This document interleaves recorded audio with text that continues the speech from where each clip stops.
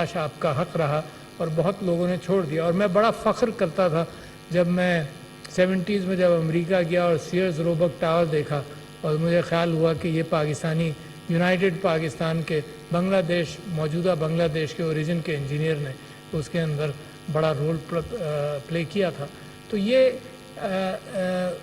سارا 60 کی دہائی 70 کی دہائی 80 کی دہائی کے اندر بھی آپ کے انجینئرز اور یقیناً آپ کی کنسٹرکشن کمپنیز کا رول جو تھا وہ مڈل ایسٹ کو بنانے میں بھی صرف ہوا. نیشنل کنسٹرکشن کمپنی جو یقیناً انجینئرز کے ساتھ بھی تھے وہ یونائٹڈ عرب ایمریٹس کے اندر اور سعودیہ کے اندر. مجھے بھی فخر ہوتا تھا کہ آپ کی انجینئرز کی کنسلٹنسیز تھیں جو حرمین شریفین کی اپ کیپ کا اہتمام کرتی تھیں, ماڈیفیکیشنز میں حصہ لیتی تھیں. تو لہٰذا ایک مقام تھا. جس طرح سے پاکستان ہر چیز میں کہیں نہ کہیں بھی لاسٹ آر وے, یہ میرے لیے بڑا پریشان کن ہے جب بھی میں پیچھے دیکھتا ہوں. کیسے why did we lose our way? اب اس کو سمجھنا ضروری ہے, یعنی اس کے اندر الزام دینا نہیں بلکہ بات کو سمجھنا ضروری ہے کہ وہی ملک جو دوسروں کو راستہ دکھاتا تھا, وہی محبوب الحق مرحوم جس کو کوریا خاص طور پر اپناتا تھا اور دنیا کے ممالک اپناتے تھے, جو ترقی جس انداز سے آپ کر رہے تھے, جو دنیا کی امیدیں آپ سے وابستہ تھیں, وہ کہیں نہ کہیں راستہ ہم نے کھو دیا.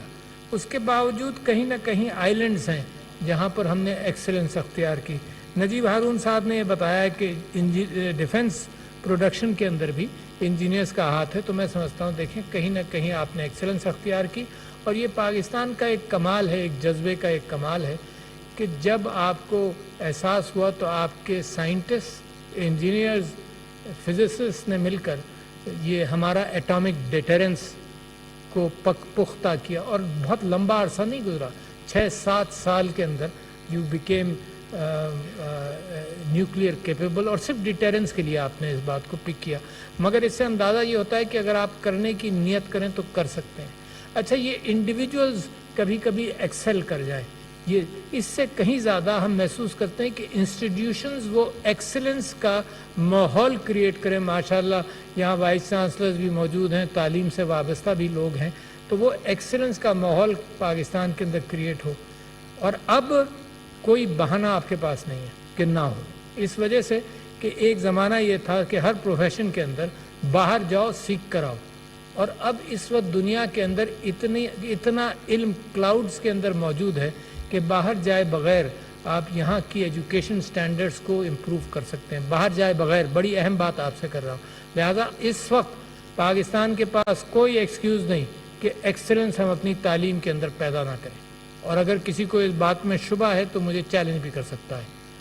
تو اس وقت اس بات کا امکان ہے. ہر پروجیکٹ کے اندر میں جب دیکھتا ہوں, جب سے میں یہاں آپ لوگوں نے امانت کے طور پر مجھے یہ ذمہ داری دی ہے جو میرے لیے بڑی مشکل ہے, مگر ہر پروجیکٹ کے اندر میں دیکھتا ہوں کہ جہاں بڑا پروجیکٹ ہے جناب ایڈورٹائز کر سکتے کنسلٹنٹس, اور وہ کیفیت پیدا ہوتی ہے کہ پاکستان میں کنسلٹنٹس نہیں باہر سے آتے ہیں, انجینئرنگ کنسلٹنٹس باہر سے آئیں گے, ہر چیز کا کنسلٹنٹ باہر سے آئے گا. اب کب تک ہم ان کے مشوروں پر چلیں گے؟ ہمارا اپنا ایکسپیرینس اب بہت بڑا ہو جانا چاہیے تھا.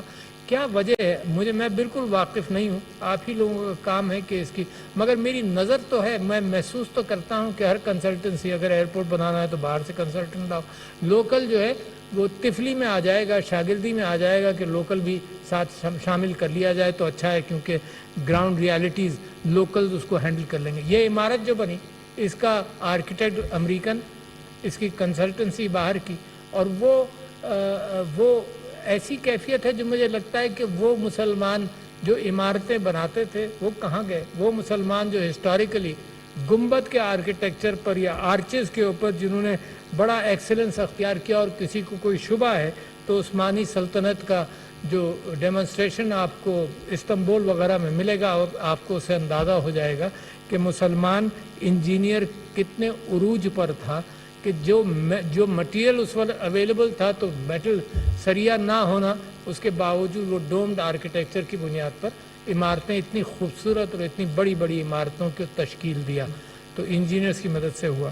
پھر اسلامک آرکیٹیکچر کے اندر جیومیٹرک فارم نے بڑی اہمیت حاصل کی.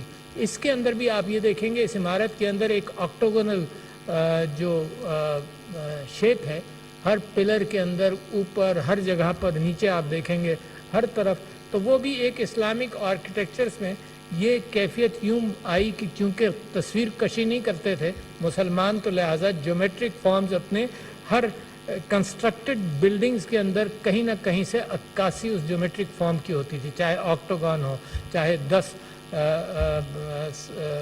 سائڈز کی شیپ ہو، چاہے 6 ہیکساگون ہو، ان سب کو.